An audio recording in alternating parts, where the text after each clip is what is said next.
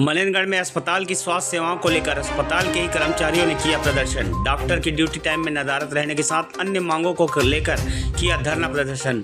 अधिकारियों पर लगाए गंभीर आरोप।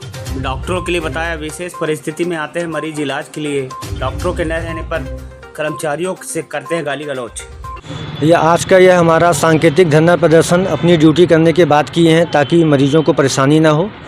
माननीय स्वास्थ्य मंत्री जी का क्षेत्र है, बहुत दुखी मन से आज हम लोग ये काम किए हैं। लगातार अस्पतालों में मरीजों को स्वास्थ्य सुविधाएं नहीं मिल रही हैं। डॉक्टरों को 3-3 महीना छुट्टी मिल जाती है, कर्मचारियों को अवकाश नहीं मिलता। महिला कर्मचारियों को संतान पालन और चाइल्ड केयर अवकाश वगैरह ये सब समय पे दिया नहीं जाता। छुट्टी स्वीकृत ना करके पेमेंट काट देते हैं।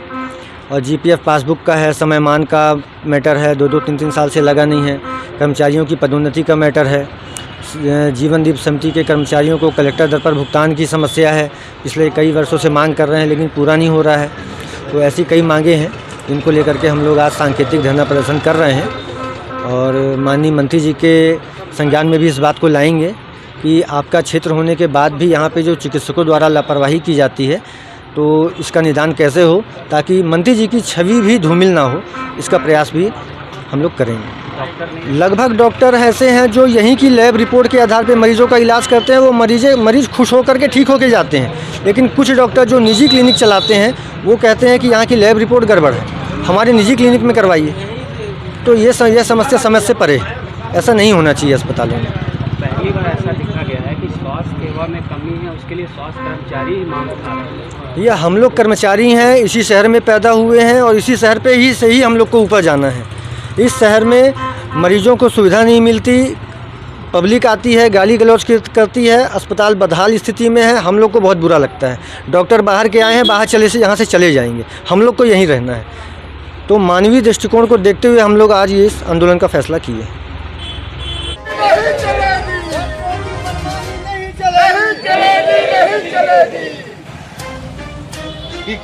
नहीं है, 30 बिस्तर के अस्पताल में 60 से 70 मरीज हैं और कई प्रकार के ऑपरेशन भी यहाँ हो रहा है, जिसके अनुपात में यहाँ स्टाफ जो तृतीय श्रेणी चतुर्थ श्रेणी के जो स्टाफ हैं काफ़ी कम है और जिसके कारण समय से लोगों को उपचार मिलने में या तो देरी हो जाती है। वर्कलोड तो है, बहुत सारे पद कई सालों से खाली है, उसको भरने का आवश्यकता है। वार्ड बॉय है, आया है, ये सब पद सिर्फ जीवन दीप के कर्मचारी हैं, नियमित कर्मचारी कोई है नहीं।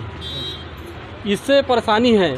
अब जो 220 बिस्तर का माननीय मंत्री महोदय ने यहाँ अस्पताल बनाने का वो किए हैं, घोषणा किए हैं, उस अनुपात में पद संरचना स्वीकृत हो जाए और कुछ कर्मचारियों की नियुक्ति संविदा या नियमित रूप से हो जाए तो यहाँ की व्यवस्था काफ़ी हद तक सुधर सकती है।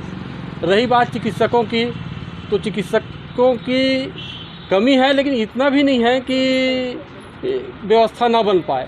लेकिन समय से नहीं आने से, थोड़ा सा सहानुभूति नहीं रखने से कई बार अप्रिय स्थिति निर्मित होती है, जिसका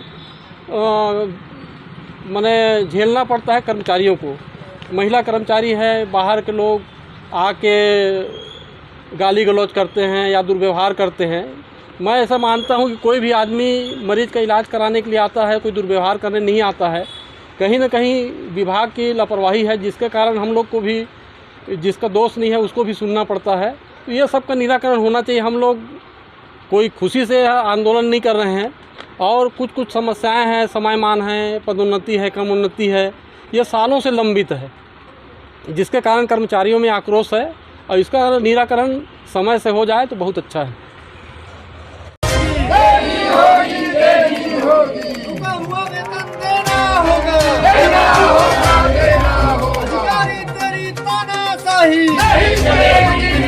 मेरा नाम श्रीमती किशोरी मिश्रा, जीवन दीप समिति मनेंद्रगढ़ समुदाय स्वास्थ्य केंद्र मनेंद्रगढ़ में मैं बाड़ाया के पद पे हूँ। 2007 से मैं यहाँ पे ड्यूटी कर रही हूँ। 1000 में रखा गया था मानदेय पे, आज तक 4000 रुपये मात्र दिया जा रहा है। और माननीय उच्च न्यायालय हाई कोर्ट में जीवन दीप समिति से मैं केस लड़ी थी तो मेरा उसमें फैसला हो गया है।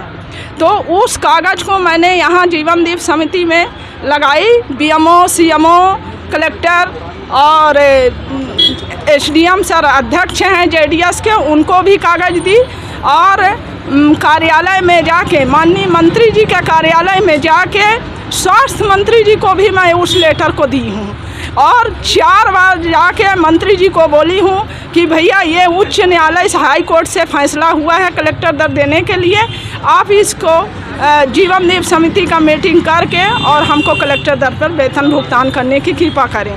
तो बोले कि ये बिल्कुल होगा, 1 महीने के अंदर 2 महीने के अंदर मीटिंग होगी और 1 साल हो गया है अभी तक कोई निर्णय नहीं लिया गया। अभी तक भाजपा का सदस्य नहीं बन पाए हैं जेडीएस में और न मीटिंग रखी गई आज तक। 1 साल हो गया, पिछले साल 2 जुलाई को मीटिंग हुई थी, उसके बाद से अभी तक नहीं हुआ। और हम लोग को बस यही आरोप लगा दिया जाता है कि जेडीएस के कर्मचारी काम नहीं करते हैं, इनको ये कुछ नहीं करते। जब हम लोग कुछ करते ही नहीं हैं तो हम लोग का नाइट ड्यूटी तो क्यों लगाते हैं भाई? हम लोग काम नहीं किए इतने सालों तो हम लोग को हटा दिया जाता। पहले ही हम लोग का शोषण किया जा रहा है 18 साल से।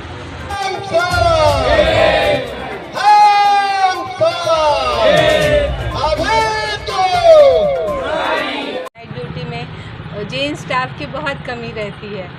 कभी कभी तो ऐसा होता है सिर्फ महिला कर्मचारी रहती है, ना गार्ड रहता है, ना वार्ड बॉय रहते हैं, ना और कोई रहते हैं। कई बार डॉक्टर तो चलो अभी आरएमए को लगा दिए हैं तो आरएमए उपलब्ध रहते हैं, तो इसलिए हम लोग को बहुत दिक्कत होती है। कई बार दारू पी के आए हैं, वो हमसे लड़ाई झगड़ा कर रहे हैं, तो ये सब हम लोग की बहुत ज़रूरी मांगे हैं कि वार्ड बॉय गार्ड हम लोग को अवेलेबल कराया जाए।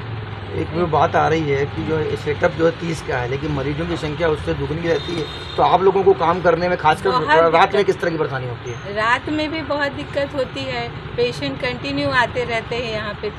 तो जहाँ 30 बेड का हॉस्पिटल है वहाँ यहाँ पे एनी टाइम 60-70 पेशेंट तो रहते ही हैं।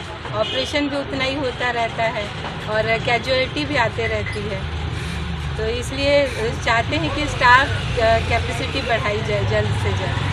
और हम लोग का मतलब प्रमोशन वगैरह भी बहुत दिनों से रुका हुआ है। इतने सालों से हम लोग सीनियर 10 साल से ऊपर हो चुका है, 12 साल 13 साल हो रहा है, हम लोग का प्रमोशन भी अभी तक नहीं हो पाया है।